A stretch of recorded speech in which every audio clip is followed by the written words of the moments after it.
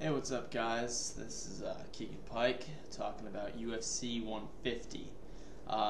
Just got back from vacation. I was super excited to see the Benson Henderson versus Frankie Edgar rematch. And I gotta say, I'm pissed off. Like, I don't know what fight these judges are watching, but it's obvious that Frankie Edgar won that fight. I had a Benson Henderson fan sitting 3 feet away from me, saying that they could not wait for Benson Henderson to whoop Frankie Edgar's ass. And even he, at the end of the 5th round, said, I'm going to be super surprised if Frankie Edgar does not win this fight. He admitted that Frankie Edgar was winning that fight, and he's a hardcore MMA Benson Henderson fan. I mean, I just don't understand. Frankie Edgar got more takedowns. I don't think Benson Henderson went for a single takedown. Any major significant attack that Benson Henderson had on Frankie Edgar literally walked right through. He got kicked in the face, once in the neck from the ground when Benson Henderson did his super awesome crazy jump kick, and then again in the end of the 5th round right across the chin, and he walked through it like it was a goddamn garbage bag flying across, brought from the wind. And meanwhile, you got Frankie Edgar dodging, being incredibly elusive, dodging just about every single blow that Benson Henderson throws at him, landing multiple combos to the head, taking him down somewhat frequently, not as much as in the first fight, attempting submissions. I think he attempted 2 compared to Benson Henderson's 1. And, I mean, the most damage that he received was from the leg kicks at the beginning of the 1st round. And I mean, I had it 1st round Benson Henderson, and the last 4, I thought Frankie Edgar won.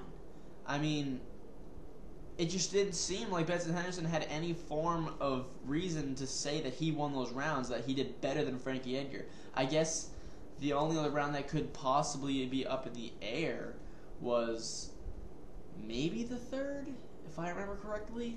It's tired. It's 3 o'clock in the morning. But in no way, shape, or form, going into that last fight, I mean, one of the judges had it 49-46 Edgar. I mean, that means he thought that he won all 4 rounds. I mean, 4 of the 5 rounds. I mean, that's just like, that's what happened. And it seems like he was actually watching the fight. I mean, it almost seems like there's a conspiracy to just keep on knocking Edgar down in pegs until he gets the idea that he has to move to 145 to save his career. It almost seems like they're rigging the matches just so he'll lose. To, like, I don't know.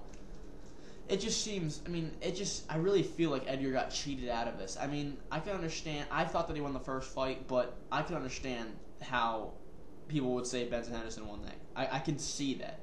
But this fight was an utter devastation and, frankly, 100% bullshit.